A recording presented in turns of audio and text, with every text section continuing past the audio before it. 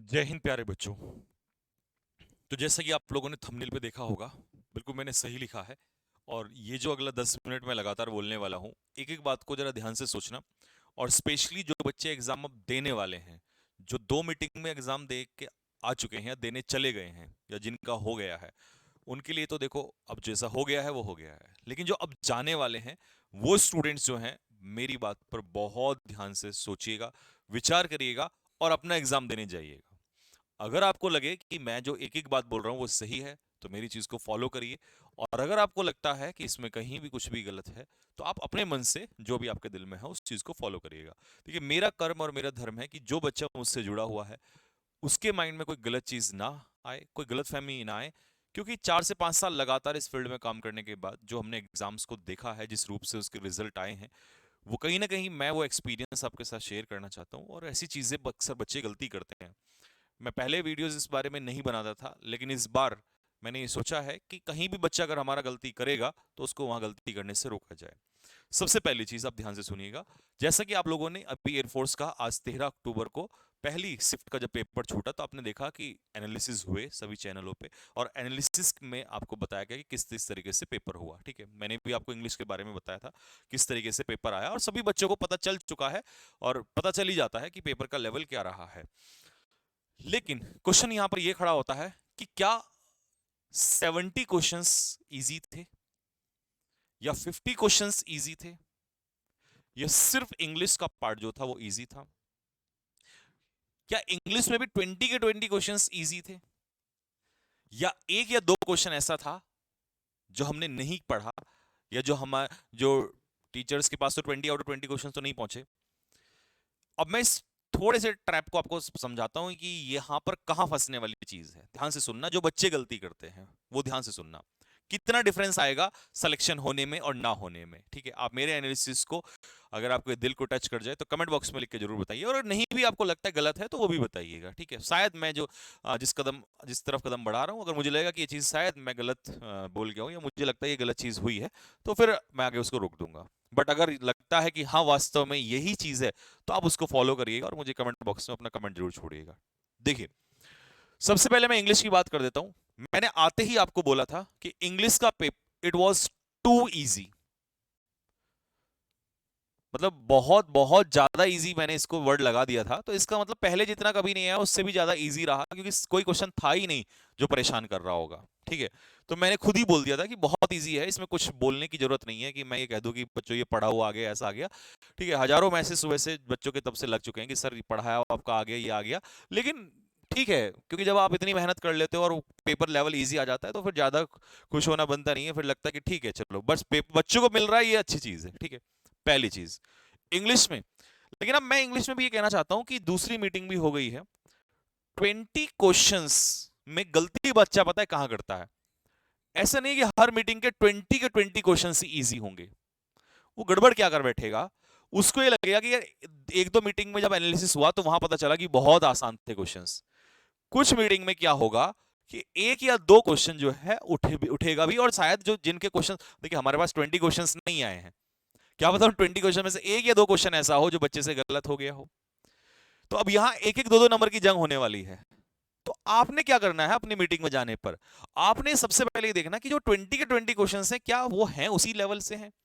कहीं ऐसा तो नहीं है कि पीछे वाली मीटिंग में जो थे वो इजी थे, इस वाली में इजी नहीं है। मतलब आंख बंद करके मत चले जाना कि यार पिछली वाली में सब में इजी है तो इसमें भी इजी ही होगा। ये बात कंफर्म है कि इंग्लिश इजी ही आएगी।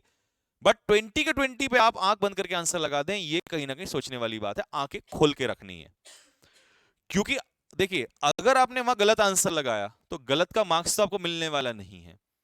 और पेपर अगर आपका हल्का सा भी टफ होता है तो इसमें डरने वाली भी बात नहीं है, क्योंकि किसी के इजी में 20 आ रहे हैं और तुम्हारे 15 आ रहे हैं, 16 आ रहे हैं, तो तुम वहीं चले जाओगे, तुम्हें डरने की जरूरत नहीं है। नॉर्मलाइजेशन यही कहता है। तो मेरा सबसे पहला उन बच्चों को सतर्क करना यह है कि अगली मीटिंग जितनी भी बनेगी, जब तक भी आपका 14 15 16 जब तक भी पेपर चलेगा, तो तीन तीन मीटिंग रोजाना चलती हैं, तो आंखें खोल के रखनी है और सिर्फ किसी दूसरे की मीटिंग के एनालिसिस पे अपना नुकसान नहीं करना है। पहली बात कि हाँ, मैं ये कॉन्फिडेंट हूं, अब मुझे घबराहट नहीं है कि पेपर टफ आएगा। इंग्लिश का पेपर ऑब्वियस सी बात है, जब एक मीटिंग में आ गया तो अब तो टफ भी आ जाए तो मुझे कोई डर नहीं है, क्योंकि मेरा नॉर्मलाइजेशन मुझे वहीं पहुंचा देगा, तो मैं डरूंगा तो नहीं बिल्कुल भी। पहली बात। दूसरी चीज, अब इधर की तरफ मुड़ते हैं। क्या फिजिक्स और मैथ्स, देखिए एक बात का फिर से ध्यान रखना, जब कभी भी चैनल्स पे एनालिसिस होते हैं तो इस बात को माइंड में रखना, 25 के 25 क्वेश्चंस टीचर के पास नहीं होते हैं। मैंने कहा ना, इंग्लिश में 20 में से 20 हमारे पास नहीं थे। 25 के 25 क्वेश्चन ना मैथ के होंगे ना फिजिक्स के होंगे। तो ऑब्वियस ही बात है, अगर मान लो, देखिए बच्चे के क्वेश्चंस जब याद रहते हैं ना, तो एक बात माइंड में रखना, टफ क्वेश्चन वो बच्चा सबसे पहले उसके माइंड में जाता ही नहीं है। वो जो कर लेता है, वो जो उसको याद रहते हैं, वो सबसे पहले वो क्वेश्चंस टीचर्स को बताता है। और हमें ऐसा लगता है कि यार ये भी हो गया, ये भी हो गया, इतना आसान पेपर। लेकिन दोस्त, क्या 25 में से वो 10 12 15 क्वेश्चन तो तुमने देखे, क्या वो क्वेश्चन भी वहां पर दिमाग में आए जिनको उसने ऐसे पेपर दिए जिससे पेट में गैस खड़ी हो जाए? ऐसे क्वेश्चन भी सोचे तुमने? तो ये वाला माइंड से भ्रम निकाल देना कि 25 में से 25, क्योंकि अगर ये भी इजी रहे और कोई कह रहा है कि पेपर बहुत आसान आ रहा है 25 के, ये मैंने फोड़ दिया, ये भी फोड़ना कहना और पेपर में मार्क्स आना बहुत डिफरेंट है। क्योंकि अगर इतना ही टफ, इतने ही आसान हुआ करते, एज इट इज क्वेश्चन चीजें आया करती, तो मेरिट 22 नंबर और 33 नंबर ना जाया करती। ये गलती पिछली बार की बता रहा हूं, जो मैंने पिछली बार का एक्सपीरियंस लिया है, कि जब बच्चे आते हैं तो सर फोड़ दिया, फलाना आ गया, तुम्हारा पढ़ा हुआ आ गया, संजीव सर आपने तो एक मैराथन से उतार दिया। एक मैराथन से नहीं उतरता दोस्त, ये बात ध्यान रखना। हाँ, ये होता है कि कुछ क्वेश्चंस आपको वहां से मिल जाते हैं, बट वो रिवीजन हो जाता है, और आपने जो लंबे समय से मेहनत की है, वो बच्चे जो है वो हेल्प करता है, उसको उसके लिए हेल्प होती है। दूसरी बात, तो आपको ये ध्यान रखना। और अभी भी मैं फिर कह रहा हूं, क्योंकि मैं टीचर नहीं हूं इन चीजों का, तो मुझे पता नहीं कैसा ना मैंने सॉल्व कराया, बट ये मैं ये बता रहा हूं बच्चों ने जो बताया है कि सर ये तो बात फैल गई है कि आसान आया है। हाँ, मैथ्स टफ नहीं आया है सर, लेंथ कुछ क्वेश्चंस में है। फिजिक्स वो अभी भी गैस पैदा करने वाली है पेट में। तो ये चीज एक जेन्युइन स्टूडेंट्स की है, ठीक है, जो मेहनत, लगातार मेहनत कर रहा है। 25 में से 25, 25 में से 25, मैं आपको फिर कहूंगा, सबसे पहला काम है हमारा जाकर स्कोर ये सेट करना कि मुझे अपने 10 क्वेश्चन 12 क्वेश्चन जो भी मेरे पास होने के लिए है, क्योंकि पिछली बार अगर कम गई होगी और इस बार हल्का सा भी एक दो क्वेश्चन इजी, सारा इजी तो देखो कह ही नहीं सकते, वो तो बेवकूफी है जो कह रहा है। तो मुझे 10 12 क्वेश्चन अपने फटाफट सबसे पहले वो निकालने, क्योंकि मुझे सेट करना है, मोहर लगानी है पास होने पर, बाकी सारा काम बाद में। ये एक समझदार और जेन्युइन स्टूडेंट, और वो जो जाके फाइनल जॉब लेगा और अंदर अंदर ट्रेनिंग पे पहुंचेगा। अब ऐसे हु हा हल्ला होना तो ये तो चलता रहता है, ये हर बार ही होता है, ठीक है। एक जेन्युइन स्टूडेंट का यही काम है। तो फिजिक्स और मैथ्स, इन दोनों सब्जेक्ट्स को बहुत ध्यान से चीजों को लेकर चलना है। ये माइंड में रखना है कि बहुत टफ नहीं है, लेकिन हाँ उतना आसान भी नहीं है। तो अपनी चीजों को सतर्क होकर चलना है। ये नहीं कि सबने कह दिया आसान है आसान है, और मैं जाके 25 के 25 लगाने लग जाऊं, इधर 25 लगाने लग जाऊं। वहां क्या नुकसान होगा वो तुम जानते हो। सेम इधर आता हूं रागा में। रागा में जीएस आसान है, सीधा सीधा पूछ लिया आपसे क्वेश्चंस, और पूछेगा भी। लेकिन जहां रंग उसने पहले भी दिखाने थे और अब भी दिखा रहा है, वो तो अभी भी कर रहा है। वो तो रीजनिंग के क्वेश्चंस तो अभी भी हैं, वो कुछ क्वेश्चन जो पेट में दर्द करने वाले अभी भी हैं उसमें। लेकिन क्योंकि बच्चे को एक तो ये 20 नंबर इजी मिल गए, प्लस उसके रागा के कुछ क्वेश्चन जो है जीके वगैरह के वहां से आसान मिल गया, तो उसको लगा कि पेपर ओवरऑल इजी हो गया।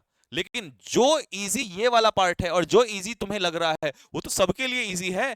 तो मेरिट में कौन से वाला आएगा? मेरिट में आएगा वो जो रीजनिंग के क्वेश्चन जो दर्द देने वाले हैं ना, उनको जो अच्छे से हैंडल करेगा, जो उसमें पेशेंस नहीं खोएगा, वो मेरिट निकाल कर ले जाएगा। क्योंकि मेरिट अगर 40 नंबर जाती है और तुम्हारे 39 मार्क्स आते हैं, तो तुम उन वाले योद्धाओं में हो जो जिनको ये भी आता था वो भी आता था। लेकिन जो 40 के ऊपर वाले योद्धा हैं, वो होंगे सिलेक्शन लेने वाले जो उसको भी ध्यान से करेंगे। तो भावनाओं में नहीं बहना है दोस्त, ये बात समझ में आ रही है? एनालिसिस से हमने ये देखना होता है कि कौन से सेक्शन किधर जा रहा है, कहां पर जा रहा है, और हमने उसे कैसे हैंडल करना है। क्योंकि काम तो तेरे वही आएगा पढ़ा हुआ जो तूने लगातार पढ़ा है। सिर्फ एक क्लास से, मैं कहता हूं एक क्लास से अगर पूरा पेपर एज इट इज आ जाए तो फिर ये 6 महीने की क्लासेस का क्या मतलब है? बच्चों ने मुझे मैसेज भेजे हैं कि सर क्या ऐसा पॉसिबल है? तो दोस्त, एक क्लासेस से, दो क्लासेस से पेपर नहीं आते हैं। हाँ, एक क्वेश्चन, दो क्वेश्चन, तीन क्वेश्चंस कई बार होता है कि टीचर लास्ट में पूरा फोकस लगा देता है अपना, तो क्वेश्चंस बनते हैं। बट ये मत सोचो कि मैंने एक क्लास कर ली तो मेरा सारा इसी से आ जाएगा। फाइनली जो मैंने लास्ट वीडियोस में भी कहा था, सिलेक्शन उसी का होगा जो लगातार मेहनत कर रहा है। बट अब भावनाओं में बहने का समय नहीं है, इस बात को अपने माइंड में डाल लेना। मेरी बात हो सकता है गलत हो, एक्सेप्ट करने के लिए दोनों हाथों से तैयार हूं। सही हो तो फिर आपके लिए कमेंट बॉक्स खुला हुआ है।